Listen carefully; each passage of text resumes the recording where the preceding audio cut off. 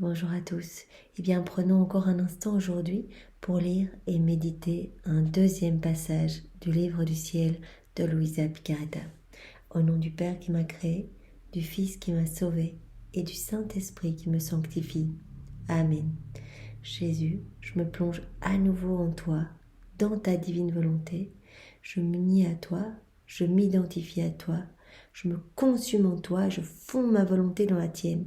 Et je te supplie, Seigneur, de prendre les commandes de mon existence tout au long de ma vie, tout au long de cette journée, et particulièrement en cet instant. Viens toi-même parler à travers ma bouche. Dispose tous nos cœurs, nos intelligences pour que nous recevions ton enseignement et que nous le fassions fructifier, que nous puissions vraiment accueillir chacun de ces mots que tu as bénis. Et que cela puisse nous transformer, que cela puisse nous faire grandir en sainteté et que cela puisse nous donner cette soif de nous unir à toi davantage chaque jour, un peu plus Seigneur, que nous te laissions toute la place dans nos vies. Je profite de cet instant Seigneur pour refaire toute ma matinée dans la divine volonté depuis mon réveil jusqu'à maintenant. Je veux que chacune des secondes te rende gloire, voilà, sois immergé dans ta divine volonté et que tout puisse t'apporter louange, amour, bénédiction de la manière la plus parfaite qui soit. Et pourquoi pas, refaisons toutes nos vies, les vies de tous les hommes de toutes les générations. Voilà, on replonge toutes ces vies dans ton acte unique et éternel d'amour. Et vraiment dans ce grand bain de ta lumière, de ton sang, de ta divinité, de ta volonté, de ton humanité, de tes mérites. Et que toutes nos vies soit refaite seconde après seconde pour t'apporter de la gloire, apporter de la gloire à ton Père et à l'Esprit Saint. Et nous pouvons, dans ce grand bain d'amour et de lumière, plonger également toutes les âmes du purgatoire et toutes les âmes, passées, présentes et futures, également les âmes futures. Seigneur, maintenant, parle à travers ma bouche, envoie-moi ton Esprit Saint, que je reste toujours unie à toi dans ta vérité. Alors le passage que nous allons méditer est celui, donc nous continuons, dans le volume 15, c'est celui du 5 mai 1923.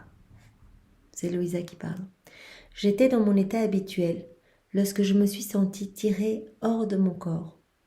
Je n'ai pas vu notre ciel bleu et notre soleil terrestre, mais des cieux différents, complètement d'or et parsemés d'étoiles, de couleurs variées, plus brillantes que le soleil.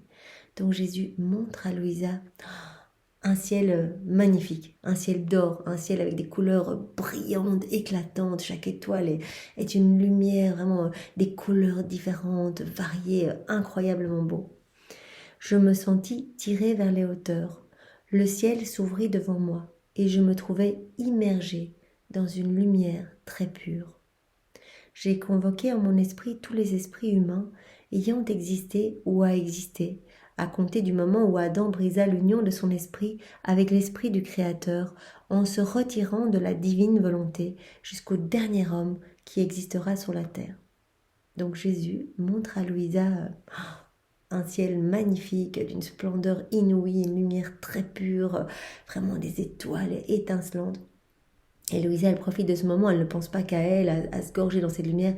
Elle va chercher tous les hommes de toutes les générations. Donc elle est immergée dans la divine volonté de Jésus et elle va chercher tous les hommes, voilà, depuis la chute d'Adam, puisque Adam était dans la divine volonté. Donc elle répare à partir de la chute d'Adam jusqu'au dernier homme. Elle prend tous les hommes de toutes les générations et elle les plonge dans cette lumière. Elle les amène avec elle pour que tous puissent profiter vraiment de ces grâces, de ces bénédictions et de tout ce que le Seigneur lui accorde.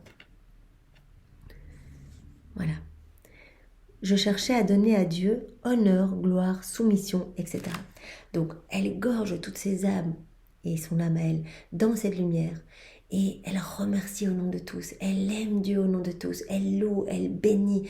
Voilà, elle glorifie. En fait, elle va prendre des adorations de Jésus, voilà, qu'elle trouve dans cette mer de lumière et elle les réoffre à la Trinité. Donc elle prend Dieu, elle réoffre les choses de Dieu à Dieu. Elle prend les bénédictions de Jésus, elle les réoffre. Et elle le fait chaque fois au nom de tous. Comme si sa bouche était un petit peu le haut-parleur de toute l'humanité entière, de toutes les générations. Pour apporter vraiment cet amour, cet honneur, cette soumission eh bien, au pied du trône de l'Éternel. Voilà, elle va offrir cela de la part de tous les esprits créés. J'ai fait de même pour les diverses facultés et les divers sens de l'homme, convoquant en moi ceux de toutes les créatures. Après avoir fait cela, après avoir offert amour, louange, bénédiction, etc., au nom de tous, eh bien, elle a fait cela pour toutes nos facultés. Donc, elle a pris ses yeux, les yeux de tous les hommes, elle a plongé nos regards dans le regard divin de Dieu, dans cette magnifique lumière d'amour, pour vraiment sanctifier nos regards, pour les refaire dans la divine volonté. Elle a pris son souffle, le souffle de tous les hommes, et elle a plongé vraiment dans le souffle de Dieu, pour que chaque respiration puisse vraiment être divinisée, être marquée du sceau de Dieu. Elle a repris toutes les paroles de tous les hommes et les siennes, qu'elle a plongées vraiment dans les paroles divines de Dieu, les paroles créatrices de Dieu. Elle a repris chaque battement de cœur, chaque action, chaque pas, tout ce que nous avons écouté à travers les siècles, vraiment tout ce qui, voilà, ce qu'elle a entendu, elle, et ce que tous les hommes ont entendu et vont entendre. Elle a tout plongé dans l'écoute de Dieu, pour que vraiment ce que nous allons entendre puisse être comme une prière, que nous puissions nous tourner uniquement vers les choses du ciel et apporter eh bien de la joie à la Trinité par tout ce que nous allons faire avec nos sens et de par nos actions. Voilà. J'ai accompli cela dans l'aimable volonté de mon Dieu. Donc il faut bien sûr le faire toujours dans la divine volonté, parce que dans la divine volonté, il y a ce pouvoir créateur de multiplier à l'infini les prières. Donc quand on s'unit à Jésus, tout ce qu'on demande, eh bien cela devient éternel. Ce qu'on va faire, nos prières vont être... Jésus va les entendre éternellement. Il va entendre merci, merci, merci, mais éternellement. Cela va vraiment lui amener un petit baume sur le cœur. Voilà, à chaque fois qu'il entendra des offenses, des méchancetés, des blasphèmes, il entendra nos je t'aime, nos je t'adore, mais de la manière la plus parfaite, puisqu'on prend les je t'aime de Jésus et on les offre. Donc, il fallait que j'accomplisse tout cela dans l'aimable volonté de mon doux Jésus, où tout se trouve et à laquelle rien n'échappe. Dans la divine volonté, il y a tous les hommes, toutes les créatures, il y a tous les actes de Dieu, etc. Et donc, elle se plonge dans la divine volonté et là, elle trouve toutes les créatures, elle les présente devant Dieu et au nom de tous, elle répare au nom de chacun de nous. Et elle place ses je t'aime partout pour amener amour partout, comme si toute la création, tous les êtres créés, venaient exalter d'amour au pied de la Trinité. Voilà, et dans la divine volonté, il y a aussi les choses qui n'existent pas, les choses futures. Donc elle le fait aussi au nom de toutes les âmes qui ne sont pas encore présentes maintenant, mais qui existeront plus tard. Donc Louisa, ce qu'elle a fait, elle l'a fait aussi en notre nom. Pendant que je faisais cela, une voix venant de l'immensité dit « Aussi souvent qu'une âme entre dans la divine volonté pour prier, pour travailler, aimer, s'adonner à toute autre chose, elle ouvre de nombreuses avenues de la créature vers le Créateur. » Qu'on fait quelque chose dans la divine volonté, eh bien, c'est comme si il y avait de nouvelles connexions entre la terre et le ciel, de nouvelles chaînes d'amour entre les créatures et la Trinité. Voilà, le Seigneur nous parle vraiment de canaux. Vraiment, il nous parlait de cela dans la neuvaine préparatoire à la fête de Noël. Eh bien, vraiment des canaux d'amour entre son divin cœur et le cœur de tous les hommes. Mais les hommes, quand ils font leur volonté propre, ils bouchent ces canaux. Ils ne reçoivent rien. Ces canaux devaient servir à vraiment nous remplir de la divinité, vraiment à nous faire grandir en spiritualité, etc. Et quand on fait nos volontés propres, ben, on bouche ces canaux, on ne reçoit rien. Et on agit, on remplit notre cœur de misère, de noirceur, etc. Et quand on fait des actes dans la divine volonté, eh bien cela permet, pour autant que des cœurs soient un petit peu disposés, eh bien c'est comme si on retirait ce que les hommes avaient mis dans ces canaux pour boucher l'ouverture. Et donc les âmes vont pouvoir recevoir les bienfaits des actes faits dans la divine volonté. Toutes les âmes, même celles qui ne sont pas dans la divine volonté, vont pouvoir recevoir des effets bénéfiques pour autant que leur cœur soit disposé à recevoir. Si un cœur ne veut rien du tout savoir et qui préfère une petite vie imbibée dans les péchés, eh bien, il ne recevra rien. Malheureusement, ça, s'il met du béton et qu'il bétonne tous ces canaux de lumière, la lumière ne passera pas dans son cœur. Les grâces, les bénédictions ne viendront pas le remplir. Donc voilà. Mais Louisa, elle agit au nom de tous. Et Jésus dit, à chaque fois que tu fais des actes, des prières, des travaux dans ma divine volonté, toutes tes petites actions dans la divine volonté, eh bien, ça crée des connexions supplémentaires entre le ciel et la terre. Voilà. Donc, aussi souvent qu'une âme entre dans la divine volonté, pour faire toutes ces petites actions, eh bien elle ouvre de nombreux canaux, de nombreuses connexions entre le ciel et la terre, entre la créature et le Créateur. Voyant la créature venir à elle, la divinité ouvre elle aussi des avenues pour rencontrer sa créature. Dans cette rencontre, la créature imite les vertus de son Créateur, absorbe en elle sa vie et entre plus complètement dans les secrets de la volonté suprême. Voilà, quand on fait un pas vers Dieu, c'est comme si, en fait, on permettait à ce petit bouchon de se retirer. Et comme lui, il parle d'avenue. Enfin voilà, c'est une autre façon de parler de ces connexions avec la Trinité. Eh bien, on va se remplir de tout ce que Jésus veut nous donner. Donc, ce que Jésus dit ici, elle va absorber en elle la vie de son Créateur. Si on revient vers Jésus, qu'on s'abandonne entre ses mains, qu'on le laisse agir en nous, eh bien, on va permettre à notre cœur de se remplir de divin, à cette vie divine de croître en nous. Voilà. Elle va absorber en elle la vie divine et elle va entrer plus complètement dans les secrets de la divine volonté suprême. Tout ce que la créature réalise n'est plus humain mais divin. On le sait, dans la divine volonté, c'est quelque chose que Jésus répète tout le temps. Nos actes ne sont plus seulement humains, mais ils deviennent divins, puisqu'on autorise Jésus à vivre en nous. Donc notre âme est remplie de tous les attributs divins, de tous les actes de Jésus, en fait. Voilà. Et donc c'est Jésus qui a l'autorisation, qui va agir à partir de nos mains, nos pieds, nos regards, etc. Donc nos actes seront faits par Jésus et donc seront divins, éternels. Cela fait naître des cieux d'or où la divinité s'avance et se réjouit à la vue des merveilles qu'elle voit chez la créature. Chaque acte que l'on fait en union avec Jésus, c'est merveilleux. Vraiment, ça crée des nouveaux soleils, des nouvelles lumières, des grâces dans tous les cœurs, etc. Et notre cœur devient aussi un ciel nouveau, un ciel magnifique, rempli vraiment des plus beaux joyaux du ciel à chaque acte que l'on fait. Donc c'est vraiment incroyable.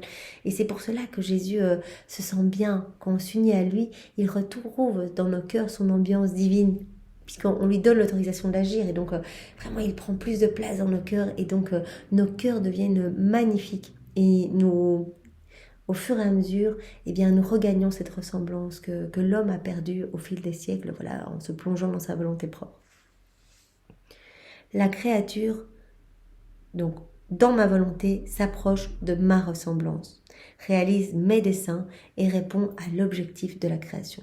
C'était le plan initial de Dieu, ça nous le savons, voilà, Adam était rempli de tout, divine volonté, divine science, divine connaissance, et donc c'était le plan de Dieu que tous les hommes soient vraiment gorgés de divin, ils soient bien, soient dans cette harmonie d'amour avec la Trinité, et puis en quittant la divine volonté, toutes les misères, les vices, les iniquités, la noirceur, les suicides, les dépressions, tout en fait. Tout vient du fait que l'homme a oublié l'amour de Dieu et s'est écarté de la divine volonté, a quitté la divine volonté pour n'agir que seul en fait. Et donc vraiment, quand l'âme se plonge dans la divine volonté, Jésus dit, elle va vraiment faire croître ma vie divine en elle. Ma divine volonté va pouvoir agir à travers son humanité. Et elle va s'approcher de ma ressemblance. Elle va devenir un autre moi-même sur la terre. Elle va réaliser mes desseins. Et elle va répondre à cet objectif premier de la création. Louisa continue. Après, je me suis retrouvée dans mon corps. Donc Louisa a pu voir tout ça. Elle a pu aimer, prier au nom de tous, vraiment s'immerger dans cette lumière divine, dans la divine volonté de Jésus, voir vraiment toutes les créatures. En fait, tout est inclus dans la divine volonté. Elle a pu faire toutes ces réparations. Et Jésus lui a montré la beauté des actes réalisés dans la divine volonté, ce que cela opère dans l'âme, donc toutes ces connexions d'amour. À chaque fois, c'est un canal supplémentaire d'amour avec le ciel. Je vous propose de continuer avec le passage suivant, puisque celui-ci était très court et finalement c'était un petit peu quelque chose que Jésus nous avait déjà dit dans d'autres mots, dans d'autres passages.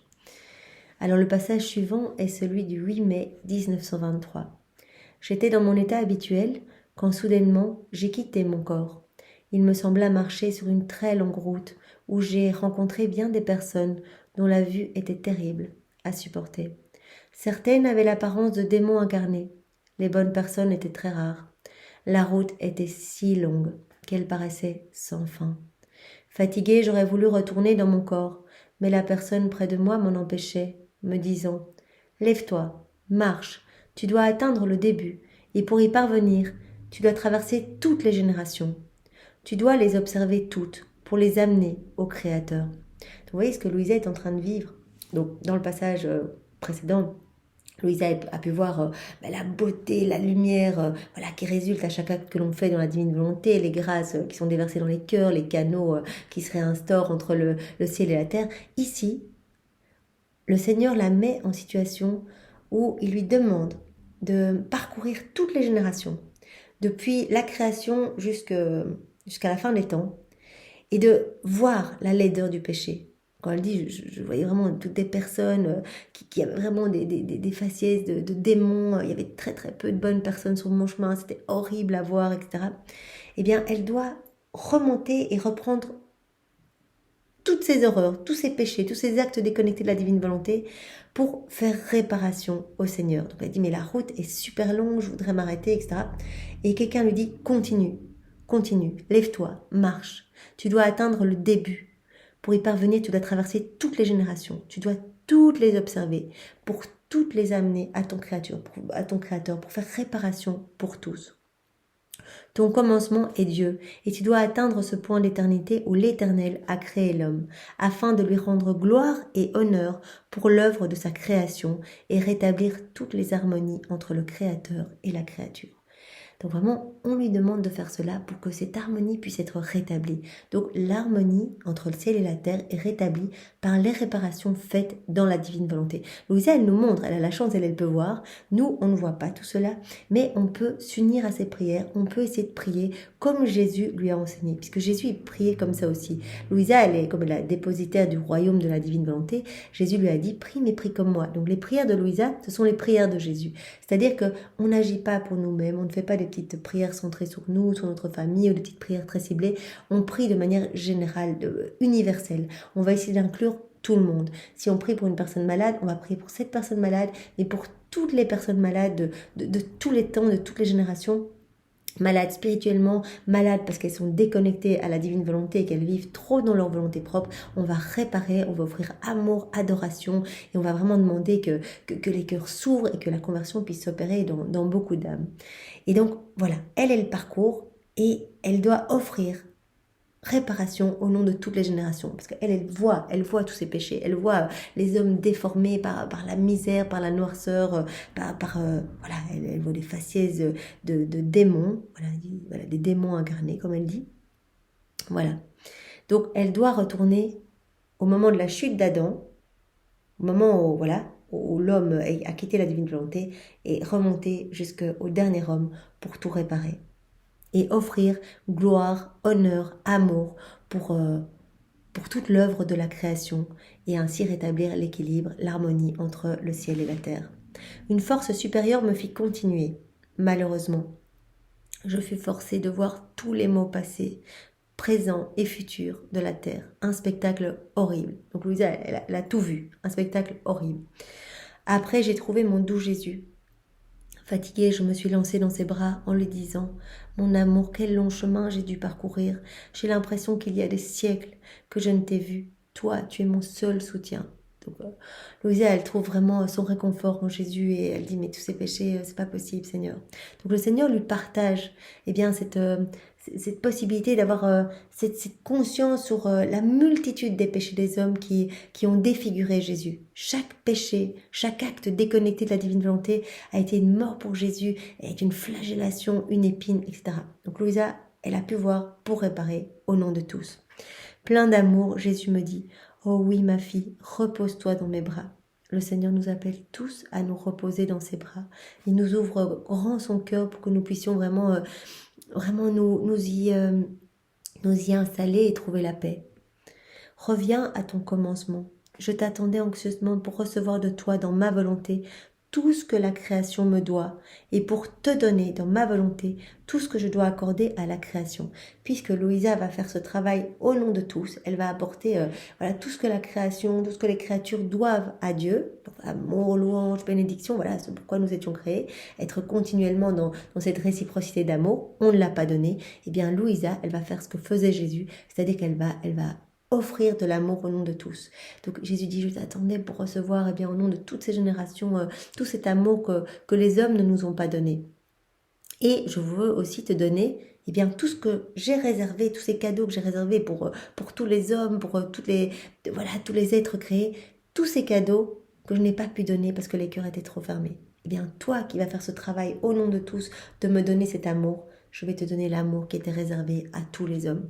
Et le Seigneur va faire la même chose avec chacun de nous. Son amour, il est illimité, donc il veut vraiment nous gorger à ras-bord de tout ce qu'il est. Il va nous donner ses attributs divins, il va tout nous donner. Donc il nous donnera ce que les autres ne veulent pas.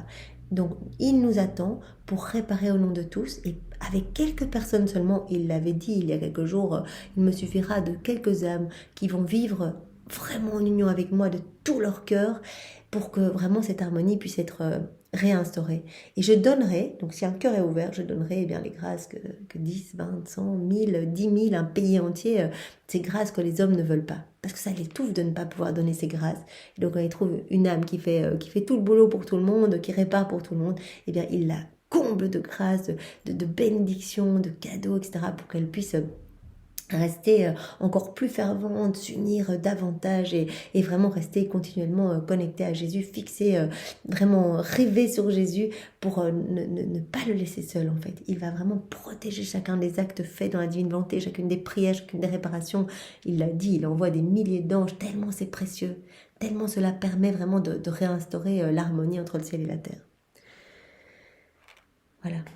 Je vais te donner tout ce qui était réservé à toutes les créatures. En dehors de ma volonté, mes bienfaits sont en danger et mal protégés. Voilà, s'il n'y a pas de réparation, tout ce que Jésus a mis, tout ce que Jésus, tous les fruits attachés à chacun de ses actes lors de son passage sur la terre, donc tous les fruits de sa rédemption, tout est en danger. Tout son amour dans la création, on voit bien que la création, voilà, les hommes utilisent mal. On a reçu l'intelligence pour la connecter à la sagesse du Christ. On a reçu notre volonté pour l'unir à la volonté divine, à la divine volonté, à la volonté du Père. On a reçu notre mémoire pour nous rappeler de l'amour de Dieu pour chacun de nous. Et on utilise mal notre intelligence. Elle ne sert qu'à aller contre la vie, voilà, à prendre des décisions horribles, à bousiller la nature, etc. Donc il dit, en fait, tous mes bienfaits sont en danger en dehors de ma volonté. Aussi tous les fruits de la rédemption. Rien ne pourra être distribué tant qu'il n'y a pas des âmes qui vont s'unir à moi pour recevoir à profusion et que cela puisse être distribué dans tous les cœurs. Jésus a besoin d'âmes qui s'offrent, voilà, dans la divine volonté pour qu'il puisse prolonger sa vie en ces âmes. Et que ces fruits puissent être vraiment distribués et que des âmes puissent être sauvées et revenir à lui, à cette place vraiment d'enfant de lumière. C'est super important. Sinon, tout est un petit peu en danger et il n'y a plus cette harmonie. Dans ma volonté, il y a abondance et je veux accorder à une créature particulière ce que je veux donner à toutes. Voilà ce que je disais précédemment. Je veux concentrer toute la création en toi, te mettre au sommet de la création de l'homme. C'est mon habitude de transiger sur une base d'un à un, c'est-à-dire avec une seule personne. Ce que je donne à cette seule personne, je veux l'accorder à toutes les autres. Jésus commence toujours à travailler avec une personne. Une personne. La Vierge Marie, dépositaire de tout le royaume de la rédemption. Louisa, une personne. Il travaille pendant de nombreuses années à lui donner ses enseignements pour qu'après cela puisse découler pour chacun de nous. Après, tous ceux qui vont tomber sur les écrits du ciel, qui vont s'y plonger, vont pouvoir recevoir ces enseignements, vont pouvoir se laisser transformer par les mains de Dieu, vont pouvoir s'abandonner, recevoir les grâces, vont pouvoir être des autres Jésus sur la terre, etc. Donc, c'est son habitude de travailler d'abord avec une personne. Il dit, bien, je vais d'abord te donner à toi ce que j'avais réservé à tous, je vais te le mettre dans le cœur, je vais te déposer dans ton cœur et bien tous les actes que j'ai faits lors de mon passage sur la terre, donc tout ce que j'ai fait, tout ce que mon humanité a fait dans ma divine volonté, je le dépose dans ton cœur pour que vraiment, voilà, tu aies tous les fruits de ma rédemption et que vraiment tu puisses devenir dépositaire bien, du fiat de la sanctification, de la vie dans ma divine volonté, que vraiment tu puisses être la première, la chef de file pour que d'autres puissent s'unir à moi et bénéficier de tous les fruits de la rédemption et les distribuer dans tous les cœurs, parce que ce n'est jamais que pour nous. Quand on s'unit à Jésus, ça se distribue partout. Voilà, ce que je donne à une personne, je veux l'accorder à toutes. À travers elle, toutes les autres obtiendront mes bénédictions. Ah, ma fille, j'ai créé l'homme comme une fleur qui doit croître, devenir colorée, parfumée dans ma divinité. En se retirant de ma volonté, l'homme est devenu semblable à une fleur coupée de sa tige. Aussi longtemps qu'elle reste sur sa tige, la fleur est belle, de couleur éclatante, très parfumée. Coupée de sa tige, elle s'étiole, perd ses couleurs, devient laide et sent mauvais. Tel a été le sort de l'homme et c'est la cause de ma douleur, parce que je voulais tellement que cette fleur croisse dans ma divinité pour que je me réjouisse en elle. Donc Jésus prend cet exemple, dit au départ, voilà comment l'homme a été, il prend cet exemple d'une fleur, il dit, la fleur, elle aurait dû rester en terre et recevoir voilà les bienfaits, être arrosée de mes grâces, de mes bénédictions, grandir et vraiment pour ma joie et la joie de mon Père et celle du Saint-Esprit, vraiment une belle fleur qui sent bon, etc. Mais l'homme s'est arraché, c'est coupé de la divine volonté, comme on coupe une tige. Et donc cette petite fleur-là, si elle est plus connectée à la source de tous les bienfaits, eh bien après un petit temps, elle va perdre ses pétales, elle va s'étioler, elle va commencer à sentir mauvais. Enfin, la vie divine meurt en elle. Et donc, il dit, en fait, c'est la cause de ma plus grande douleur, parce que je voulais tellement que cette fleur, je voulais tellement que l'homme soit connecté à la Trinité, que l'homme soit rempli de divin, que l'homme soit rempli de tous nos attributs et puisse croître continuellement, avoir cette vie divine en lui. Cela nous aurait amené tellement de joie. Je me serais réjouie en cette âme, en l'homme rempli de nous, comme Jésus, comme son Père et l'Esprit Saint, comme la Trinité, s'est réjoui en Adam, qui était vraiment cette belle fleur croissante, etc. Mais après, regardez comment nous sommes, c'est juste la catastrophe, c'est ça en fait. On n'a plus Dieu en nous, enfin Dieu il est là, mais il est écrasé par nos misères, par nos iniquités, par nos péchés, par nos noirceurs. Et donc on n'a plus cette lumière en nous. Donc vraiment on sent comme la mort, on n'a plus cette vie divine en nous. Et donc tout ce qu'on fait exhale vraiment la puanteur, la noirceur, etc. Maintenant, par le moyen de mon omnipotence, je veux faire en sorte que cette fleur coupée, donc nous, tous les hommes vivant dans nos volontés propres, que cette fleur coupée croisse de nouveau en la transplantant dans le sein de ma divinité. Mais je veux une âme disposée à y vivre. Cette âme consentante sera la semence. Donc Louisa est la semence qui va permettre à tous les hommes d'être transplantés à nouveau dans la divinité. Vraiment comme cette tige coupée qui est en train de mourir, enfin on est tous en train de mourir, on est tous des fleurs sans pétales, le Seigneur veut nous transplanter à nouveau dans sa divine volonté. Et Louisa va vraiment être cette petite semence. C'est elle qui va recevoir tous les enseignements et nous servir un petit peu de modèle. Comment elle priait dans la divine volonté, comment Jésus lui a enseigné à réparer, etc. Donc elle va être comme la semence. Le reste sera réalisé par ma volonté. Donc Louisa, elle a un instrument entre les mains de Dieu et le Seigneur dit j'ai juste besoin d'une âme humaine dans laquelle je vais pouvoir déposer tous mes actes accomplis dans ma divine volonté pour que après les hommes puissent être vraiment réhabilités, puissent être reconnectés à nouveau à ma vie divine et que vraiment cette vie divine puisse à nouveau croître en eux. Cette âme consentante sera la semence, donc Louisa. Le reste sera réalisé par ma volonté. Alors, donc il suffit juste d'un consentement. C'est ça qui dit, Jésus, je te donne mon oui, je te donne mon fiat, je veux vivre dans ta divine volonté. Il va nous utiliser pour devenir des instruments entre ses mains pour pouvoir toucher d'autres âmes.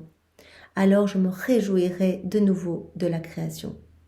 Oui, quand les hommes seront de nouveau ces belles fleurs connectées à la source de vie, il pourra à nouveau se réjouir et il sera dans la joie. Je me divertirai avec cette fleur mystique et retrouverai ce que j'attendais de la création. Ce que Jésus attendait de la création. Seigneur, oui, utilise-nous à ta guise, comme tu le souhaites. Nous nous offrons à toi une fois de plus. Tu le sais, nous t'aimons immensément et nous voulons te servir alors que nos vies ne soient pas perdues à des choses futiles. Garde-nous tout le temps unis à toi. Garde nos esprits vraiment imbibés dans le tien, nos regards dans le tien, nos paroles dans ta bouche à toi, nos cœurs fusionnés vraiment dans ton cœur à toi pour que ce soit tes battements de cœur qui vraiment battent à travers nos vies et que tes battements à toi puissent toucher d'autres âmes. Vraiment, utilise-nous, Seigneur, puisque nous n'avons que cette vie pour t'aimer. Alors vraiment que tu puisses te sentir heureux par chacune des secondes de notre existence. Merci, Seigneur, sois loué, béni et glorifié dans ta divine volonté. Au nom du Père et du Fils et du Saint-Esprit. Amen. Soyez tous bénis et passez une bonne fin d'après-midi. Au revoir.